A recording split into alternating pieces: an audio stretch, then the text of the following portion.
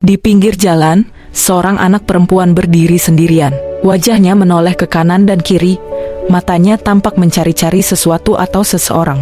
Tubuh kecilnya begitu rapuh di tengah keramaian, membuat naluriku mendorong langkah untuk mendekat. Ia tidak terlihat takut, justru tersenyum saat kutanya keberadaannya di sini. Katanya, ia sedang menunggu ayahnya yang tengah membeli minuman di seberang jalan. Jawaban polos itu membuatku menghela napas. Seorang anak sekecil ini seharusnya tidak dibiarkan sendiri, bahkan hanya untuk sesaat. Aku temani sebentar, ya, ujarku pelan, lebih kepada diriku sendiri daripada kepadanya. Ia mengangguk riang.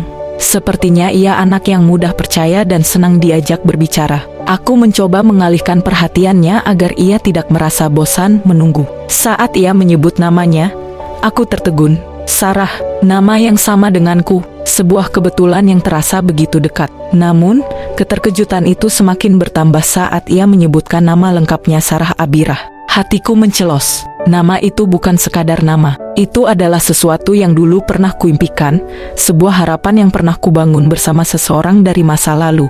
Abirah, nama yang mengandung dua nama Abi dan Sarah. Aku menelan ludah, berusaha mengendalikan emosi yang tiba-tiba menyeruak. Mungkin ini hanya kebetulan, tapi mengapa hatiku begitu gelisah? Aku mencoba mengabaikan perasaan aneh itu dan mengalihkan perhatian kembali padanya. Namun, sebelum sempat berbicara lagi, ia tiba-tiba menunjuk ke arah seberang jalan. "Itu Papa!" serunya riang. Aku mengikuti arah telunjuknya. Seorang pria berbaju hitam berdiri di dekat mobil.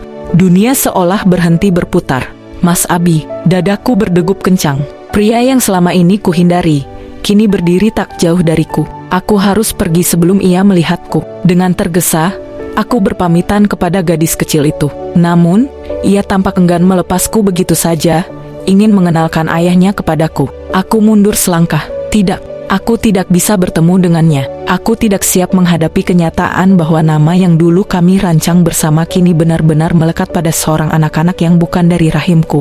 Aku berbalik, mempercepat langkah. Namun, suara itu menyusul di belakangku. "Sarah, tunggu." Langkahku terhenti sejenak, tapi aku tidak berani menoleh. Aku tahu betul suara itu. Suara yang dulu begitu akrab di telingaku, yang pernah memenuhi hari-hariku dengan kasih sayang, sekaligus luka yang masih membekas hingga kini. Aku kembali melangkah, menjauh secepat mungkin. "Mas Abi, kau tetap memakai nama itu. Nama yang dulu kita impikan untuk anak kita, meski akhirnya ia lahir dari rahim wanita lain. Mengapa, Mas?"